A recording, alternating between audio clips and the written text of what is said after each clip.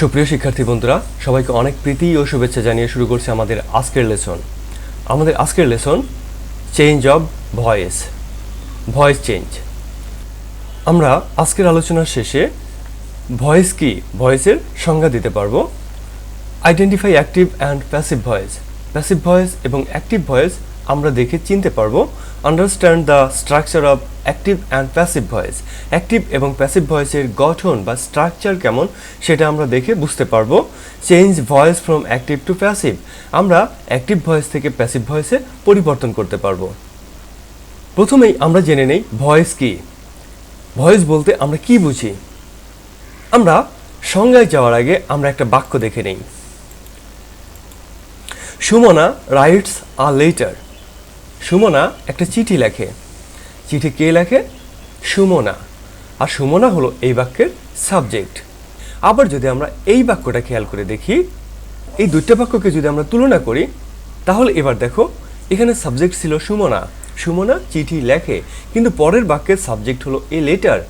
A letter কি এই লেখার কাজটা করেছে? Certainly not. কে করেছে? সুমনা করেছে।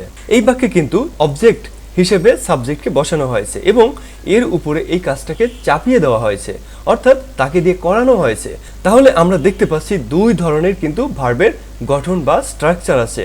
এক ধরনের গঠন যেখানে সাবজেক্ট স্বতঃস্ফূর্তভাবে কোনো কাজ করে, আর একটা গঠন হলো যেখানে সাবজেক্টের উপরে কোনো কাজ ন্যস্ত করা হয়, সাবজেক্টকে দিয়ে কোনো কাজ করানো হয় এবং সেটাকে তখন প্যাসিভ হিসেবে দেখানো হয়, গৌণভাবে দেখানো হয়। এই যে ভার্বের দুই ধরনের গঠন, এই দুই ধরনের গঠনই হলো আসলে ভয়েস। যখন সাবজেক্ট স্বতঃস্ফূর্তভাবে নিজে নিজেই কোনো কাজ করে তখন তাকে বলে অ্যাক্টিভ ভয়েস, আর যখন কোনো কাজ সাবজেক্টের উপরে চাপিয়ে দেওয়া হয় তখন তাকে বলা হয় প্যাসিভ ভয়েস। আসো আমরা এবার সংজ্ঞা দেখি। তাহলে আমরা নিচের বাক্য দুটো দেখে অনায়াসেই কিন্তু একটা ডেফিনেশন দাঁড় করাতে পারি। সেই ডেফিনেশনটা কি? Voice is a formation of verb by which subject does something itself or something is done by subject. Voice হলো ভার্বের গঠন যা দ্বারা সাবজেক্ট নিজে কিছু করে বা কোনো কাজ সাবজেক্টকে দিয়ে করানো হয় তা বোঝায়।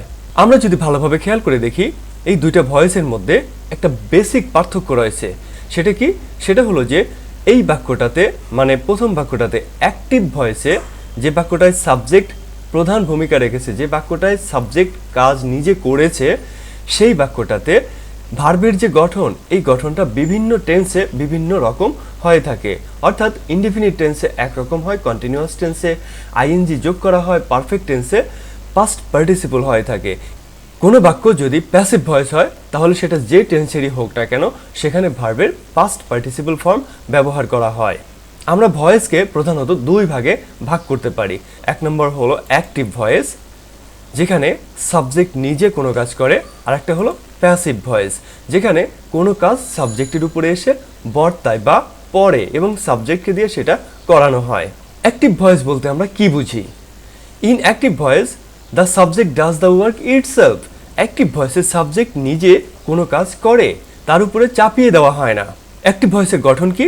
অ্যাক্টিভ ভয়েসের গঠন হলো সাবজেক্ট প্লাস টেন্স অনুযায়ী সাহায্যকারী ভার্ব এবং মেইন ভার্ব, আর সেই মেইন ভার্বটা হবে কিন্তু ট্রানজিটিভ ভার্ব, মানে সকর্মক্রিয়া।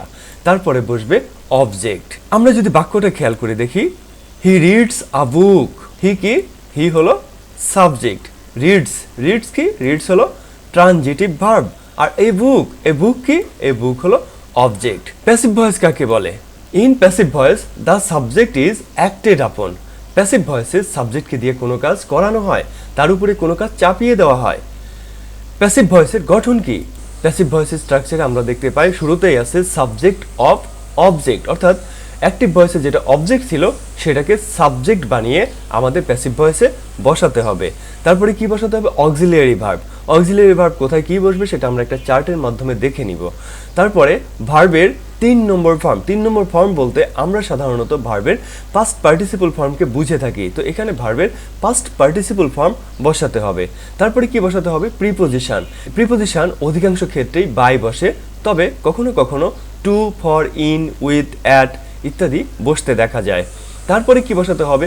অবজেক্ট অফ সাবজেক্ট, মানে অ্যাক্টিভ ভয়েসে যেটা সাবজেক্ট ছিল প্যাসিভ ভয়েসে সেটাকে অবজেক্ট বানিয়ে লিখতে হবে, অর্থাৎ তার অবজেক্টিভ ফর্ম বসাতে হবে। হি রিডস দ্য বুক, এটা অ্যাক্টিভ ভয়েসের একটা বাক্য।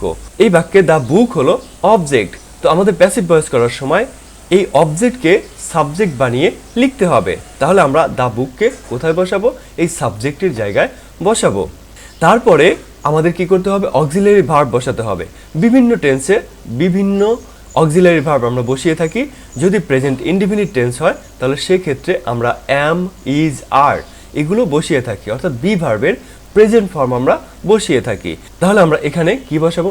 ইজ বসাবো। সাবজেক্ট যেহেতু দ্য বুক, আমরা এখানে অক্সিলারি ভার্ব ইজ বসাবো। তারপরে ভার্বের 3 নম্বর ফর্ম অর্থাৎ V3 ফর্ম বা পাস্ট পার্টিসিপল ফর্ম আমরা বসাবো। রিড এর পাস্ট পার্টিসিপল কি? পাস্ট পার্টিসিপল হলো রিড। তারপরে আমরা কি বসাবো?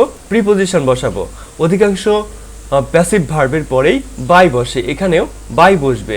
তো যেখানে যেখানে বাই বসে না, অন্যান্য প্রিপোজিশন বসে, আমরা সে চার্ট দেখে নিব।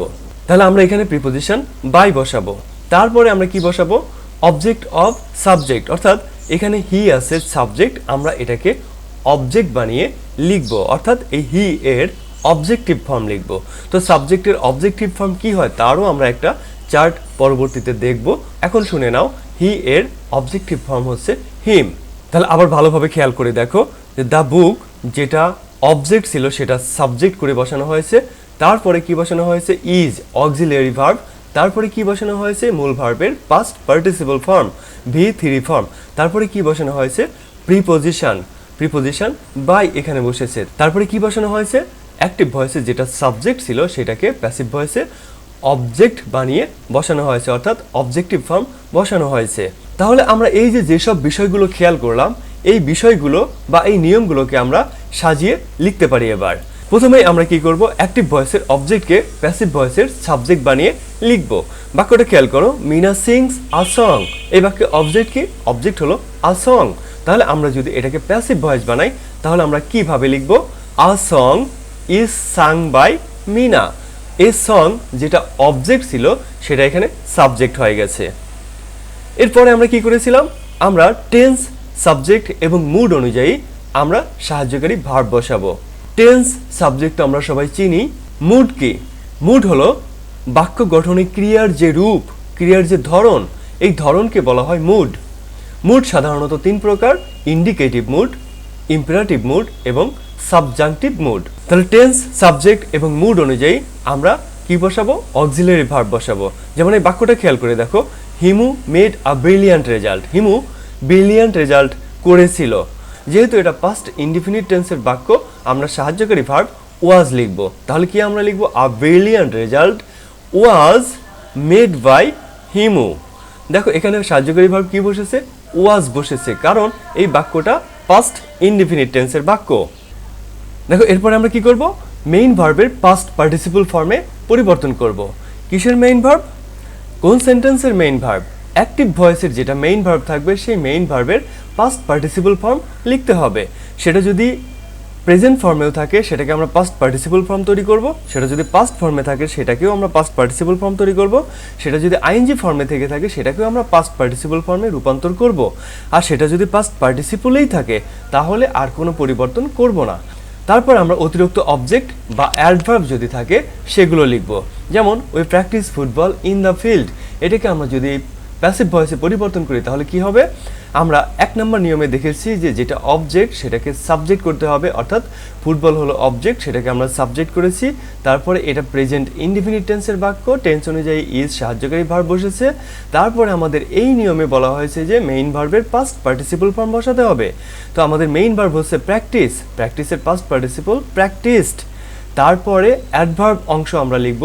তারপরে অ্যাডভার্ব হলো এখানে কি? In the field. In the field আমরা তারপরে লিখেছি এবং তারপরে দেখো বাই প্লাস অবজেক্ট বসানো হয়েছে।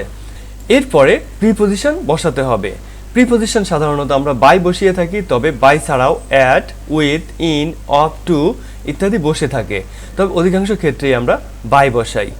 Roshni writes English letters clearly. খেয়াল করে দেখো, রোশনি হলো subject, writes main verb, English letter হলো অবজেক্ট আর ক্লিয়ারলি হলো অ্যাডভার্ব। প্যাসিভ ভয়েসটা খেয়াল করে দেখো, যেটা অবজেক্ট ছিল সেটাকে সাবজেক্ট করে বসানো হয়েছে, তারপরে সাহায্যকারী ভার্ব বসেছে।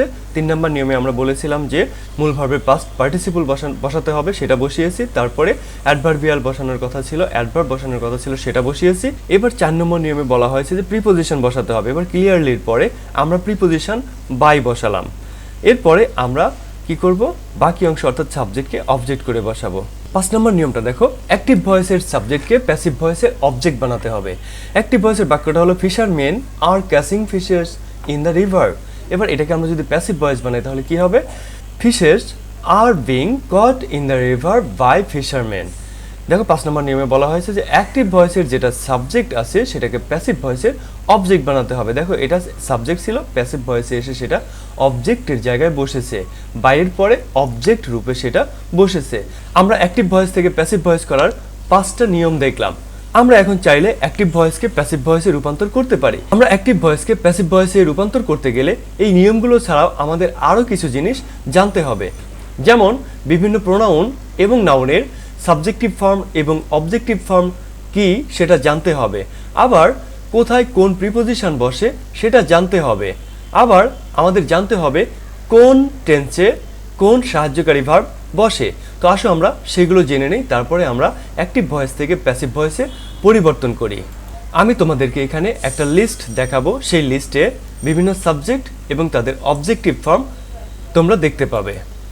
দেখো, আই সাবজেক্ট, তার অবজেক্ট হলো মি। আমরা অ্যাক্টিভ ভয়েসে যেখানে আই পাবো সেটাকে প্যাসিভ ভয়েসে মি বানাতে হবে। আবার অ্যাক্টিভ ভয়েসে যদি আমরা অবজেক্ট রূপে মি পাই, আমরা প্যাসিভ ভয়েসে সেটাকে সাবজেক্ট বানানোর সময় আই বানাবো। এভাবে তোমাদের জেনে রাখতে হবে। দেখো, সাবজেক্টিভ ফর্ম হলো উই, কিন্তু তার অবজেক্টিভ ফর্ম হচ্ছে আস। ইউ হলো সাবজেক্টিভ ফর্ম, তার অবজেক্টিভ ফর্মও ইউ। ইউ এর সাবজেক্টিভ এবং অবজেক্টিভ ফর্ম দুটাই একই রকম। দে হলো সাবজেক্ট, তার অবজেক্টিভ ফর্ম হলো দেম। হি হলো সাবজেক্ট, তার অবজেক্টিভ ফর্ম হলো হিম। শি হলো সাবজেক্ট, তার অবজেক্টিভ ফর্ম হলো হার। রহিম, করিম, দ্য পেন অথবা যে কোনো নাউনই হোক, এই নাউনের কোনো সাবজেক্টিভ ফর্মের পরিবর্তন হয় না। এবার দেখো, আমরা বিভিন্ন টেন্সে অ্যাক্টিভ ভয়েস থেকে প্যাসিভ ভয়েসে পরিবর্তন করার সময় কি কি অক্সিলারি ভার্ব ব্যবহার করে থাকি। আমার অ্যাক্টিভ ভয়েসের বাক্যটা যদি হয় প্রেজেন্ট ইনডেফিনিট টেন্স, তাহলে আমরা প্যাসিভ ভয়েস করার সময় সাহায্যকারী ভার্ব হিসেবে লিখব অ্যাম, ইজ বা আর। আমরা অ্যাম লিখব আই এর পরে, ইজ লিখব থার্ড পারসন সিঙ্গুলার নাম্বারের পরে, আমরা আর লিখব যে কোনো প্লুরাল নাম্বারের পরে এবং সেকেন্ড পারসনের পরে। প্রেজেন্ট কন্টিনিউয়াস টেন্সে আমরা প্যাসিভ ভয়েসে সাহায্যকারী ভার্ব বসাবো অ্যাম being, is being, are being ইত্যাদি। আমরা প্রেজেন্ট কন্টিনিউয়াস টেন্সে প্যাসিভ ভয়েসে সাহায্যকারী ভার্ব বসাবো অ্যাম বিং, ইজ বিং এবং আর বিং। আমরা আগের মতোই আই এর পরে অ্যাম বিং লিখব, থার্ড পারসন সিঙ্গুলার নাম্বারের পরে ইজ বিং লিখব এবং যে কোনো প্লুরাল নাম্বারের পরে আর বিং লিখব অথবা সেকেন্ড পারসনের পরে আর বিং লিখব। প্রেজেন্ট পারফেক্ট টেন্সে আমরা প্যাসিভ ভয়েসের ক্ষেত্রে হ্যাভ বিন বা হ্যাজ বিন সাহায্যকারী ভার্ব হিসেবে ব্যবহার করব। আয়ের পরে হ্যাভ বিন বসাবো অথবা যে কোনো প্লুরাল নাম্বার যদি সাবজেক্ট হয় তাহলে আমরা হ্যাভ বিন বসাবো। আর থার্ড পারসন সিঙ্গুলার নাম্বার যদি সাবজেক্ট হয় আমরা সেখানে হ্যাজ বিন ব্যবহার করব। প্রেজেন্ট পারফেক্ট কন্টিনিউয়াস টেন্সকে আমরা যদি প্যাসিভ ভয়েসে রূপান্তর করি সেক্ষেত্রে আমরা সাহায্যকারী ভার্ব লিখব হ্যাভ বিন বিং বা হ্যাজ বিন বিং। যদিও এই টেন্সের ব্যবহার খুবই সীমিত। সাবজেক্ট যদি ফার্স্ট পারসন হয়, সেকেন্ড পারসন হয় অথবা থার্ড পারসন প্লুরাল নাম্বার হয় তাহলে আমরা হ্যাভ বিন বিং লিখব। অন্যান্য সকল সিঙ্গুলার নাম্বারের ক্ষেত্রে আমরা হ্যাজ বিন বিং লিখব। পাস্ট ইনডিফিনিট টেন্সে আমরা ওয়াজ বা ওয়ার লিখব। যদি সিঙ্গুলার নাম্বার সাবজেক্ট হয় সেক্ষেত্রে আমরা ওয়াজ লিখব আর অন্য সব জায়গায় আমরা ওয়ার লিখব। পাস্ট কন্টিনিউয়াস টেন্সের ক্ষেত্রে আমরা লিখব ওয়াজ বিং অথবা ওয়ার বিং। সিঙ্গুলার নাম্বারের পরে আমরা লিখব ওয়াজ বিং আর প্লুরাল নাম্বারের পরে আমরা লিখব were being. Past perfect tense হলে আমরা সাহায্যকারী ভার্ব হিসেবে ব্যবহার করব হ্যাড বিন। সকল সাবজেক্টের পরেই আমরা হ্যাড বিন ব্যবহার করব। পাস্ট পারফেক্ট কন্টিনিউয়াস টেন্স হলে আমরা হ্যাড বিন বিং ব্যবহার করব, একটাই কিন্তু সকল ক্ষেত্রেই। ফিউচার ইনডিফিনিট টেন্স হলে আমরা শ্যাল বি বা উইল বি ব্যবহার করব। আয়ের পরে অর্থাৎ ফার্স্ট পারসনের পরে আমরা শ্যাল বি ব্যবহার করব, বাকি সকল ক্ষেত্রে আমরা উইল বি ব্যবহার করব। ফিউচার কন্টিনিউয়াস টেন্স হলে শ্যাল বি বিং এবং উইল বি বিং আমরা ব্যবহার করব। ফিউচার পারফেক্ট টেন্সের ক্ষেত্রে আমরা কি ব্যবহার করব? শ্যাল হ্যাভ বিন বা উইল হ্যাভ বিন ব্যবহার করব। ফিউচার পারফেক্ট কন্টিনিউয়াস টেন্সের ক্ষেত্রে আমরা শ্যাল হ্যাভ বিন বিং অথবা উইল হ্যাভ বিন বিং ব্যবহার করব। তবে দেখো এই যে তোমরা শ্যাল এবং উইলের ব্যবহার যেখানে দেখেছো সেখানে শুধুমাত্র আই এবং উইল পরে শ্যাল বসে, বাকি সকল ক্ষেত্রে উইল বসে। যদি মোডাল অক্সিলারি ভার্ব থাকে, মোডাল অক্সিলারি ভার্ব কোনগুলো? May, might, can, could, shall, should, would ইত্যাদি, এগুলোকে বলা হয় মোডাল অক্সিলারি ভার্ব। তোমরা মোডাল অক্সিলারি ভার্বের লিস্টটা দেখো, এটা হলো মোডাল অক্সিলারি ভার্বের একটা লিস্ট। এরপরে আমরা বি বসাবো, অর্থাৎ ক্যান থাকলে ক্যান বি লিখবো, শুড থাকলে শুড বি লিখবো, মাস্ট থাকলে মাস্ট বি লিখবো, মে থাকলে মে বি লিখবো, অথবা অন্য যে কোনো মোডাল অক্সিলারি ভার্ব থাকলে আমরা বি অতিরিক্ত ব্যবহার করব। তোমরা বিভিন্ন টেন্সে ব্যবহৃত অক্সিলারি ভার্বগুলো দেখতে পেলে। তোমরা এই যে স্টার দেয়া টেন্সগুলো দেখতে পাচ্ছ, যেগুলো আমি স্টার মার্ক দিয়ে ইন্ডিকেট করে রেখেছি, এই টেন্সগুলো অ্যাক্টিভ ভয়েস অথবা প্যাসিভ ভয়েসের ক্ষেত্রে আমাদের বেশি বেশি কাজে লাগবে। অর্থাৎ এই টেন্সগুলোর অ্যাক্টিভ এবং প্যাসিভ ভয়েসের পরিবর্তনই আমরা মূলত করব। আর এই টেন্সগুলোই ব্যক্তিগত জীবনে বা বাস্তব জীবনে সবচেয়ে বেশি ব্যবহৃত হয়।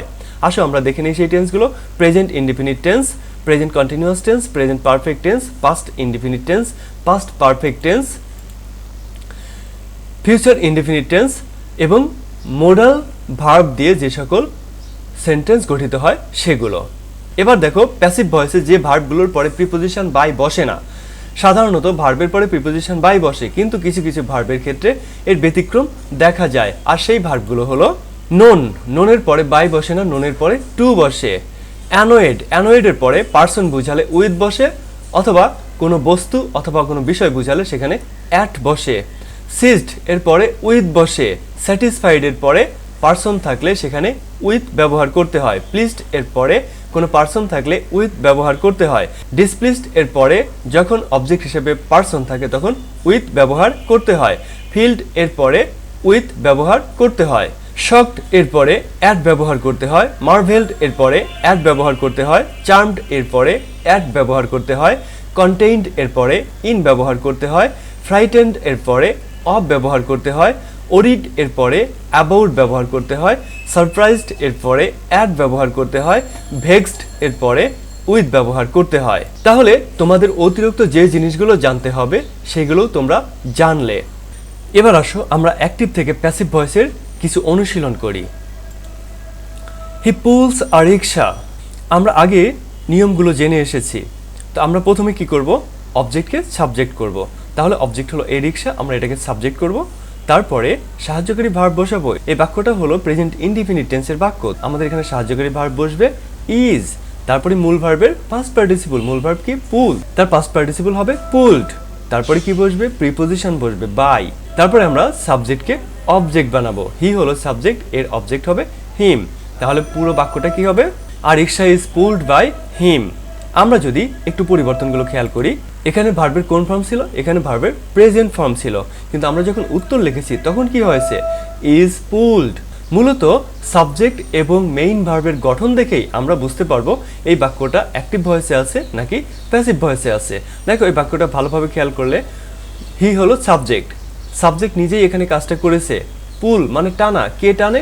হি, সে টানে, তার মানে যে সাবজেক্ট সেই কিন্তু টানে, তাহলে এটা অ্যাক্টিভ ভয়েস। আর প্যাসিভ ভয়েস হতে হলে দেখো সাবজেক্টের জায়গায় এমন একটা সাবজেক্ট থাকবে যেটা এই কাজটা করেনি বা এই কাজ করতে অক্ষম।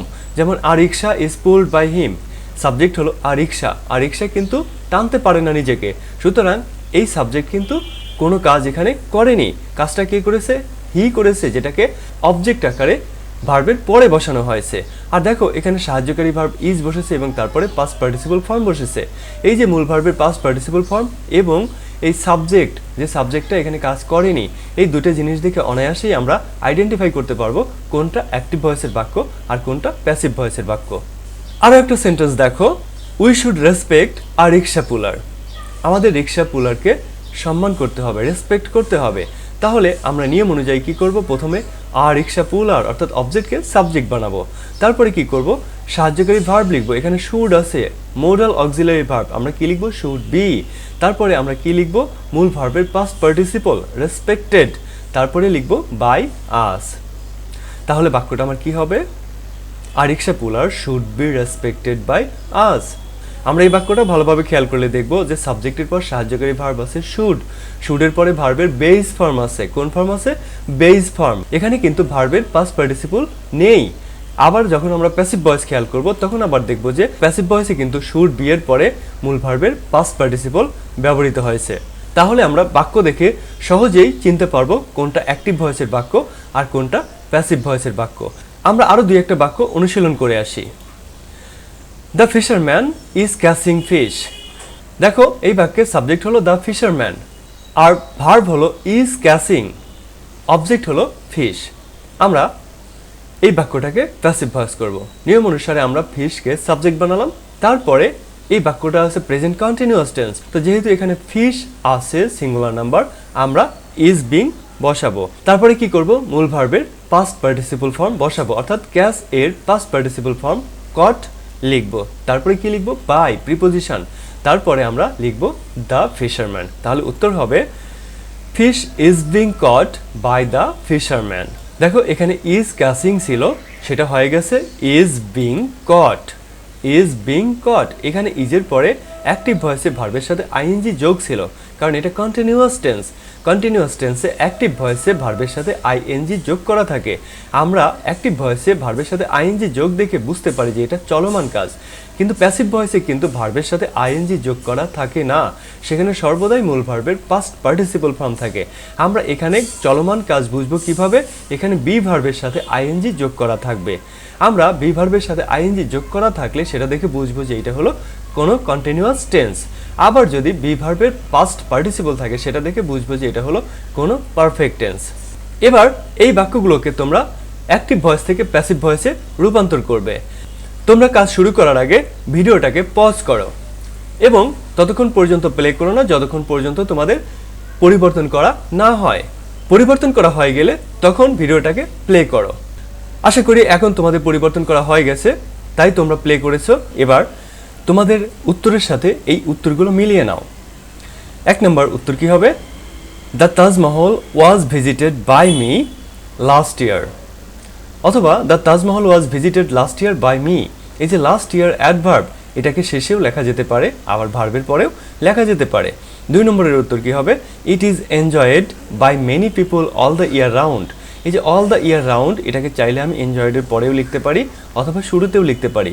অনেক অ্যাডভার্বই আছে যেগুলোকে শুরুতে, ভার্বের পরে অথবা শেষে লেখা যায়। 3 নম্বর বাক্যটা দেখো, এখানে বাই পিপুল কিন্তু লেখা হয়নি। দেখো যে সকল সাবজেক্টের কথা বা যে সকল কর্তার কথা সবাই জানে বা উল্লেখ করার প্রয়োজন নেই অথবা গুরুত্বপূর্ণ না উল্লেখ করা, সেগুলো প্যাসিভ ভয়েসে বাদ দেওয়া হয়, তাই কিন্তু এখানে পিপুল লেখা হয়নি। আর যেহেতু পিপুল লেখা হয়নি তাই বাইও লেখা হয়নি। 4 নম্বর বাক্য দেখো, ইউ মে এনজয় ইট। এখানে কিন্তু 2টা বাক্য আছে, you may enjoy it if you want. দেখো ইউ মে এনজয় ইট এই বাক্যটায় সাবজেক্ট আছে, ট্রানজিটিভ ভার্ব আছে এবং অবজেক্ট আছে, কিন্তু এই অংশটাই দেখো এখানে কিন্তু সাবজেক্ট আছে, ভার্ব আছে, কিন্তু সেই ভার্বটা হলো ইনট্রানজিটিভ, অর্থাৎ এটার কোনো কর্ম নাই, তাই এই অংশের কিন্তু প্যাসিভ ভয়েস রূপান্তর করা যায়নি। তাহলে আমরা শুধু এইটার পরিবর্তন করেছি, it may be enjoyed by you, তারপরে বাকি অংশ যেটা ইনট্রানজিটিভ ভার্ব দিয়েছিল সেটা লিখেছি ইফ ইউ ওয়ান্ট। 5 নম্বর, I will visit it again. উত্তর কি হবে? It will be visited by me again. সুপ্রিয় শিক্ষার্থী বন্ধুরা, আজকে এ পর্যন্তই। আবারও দেখা হবে আগামী ক্লাসে। সে পর্যন্ত ভালো থেকো। সবাইকে অনেক অনেক ধন্যবাদ।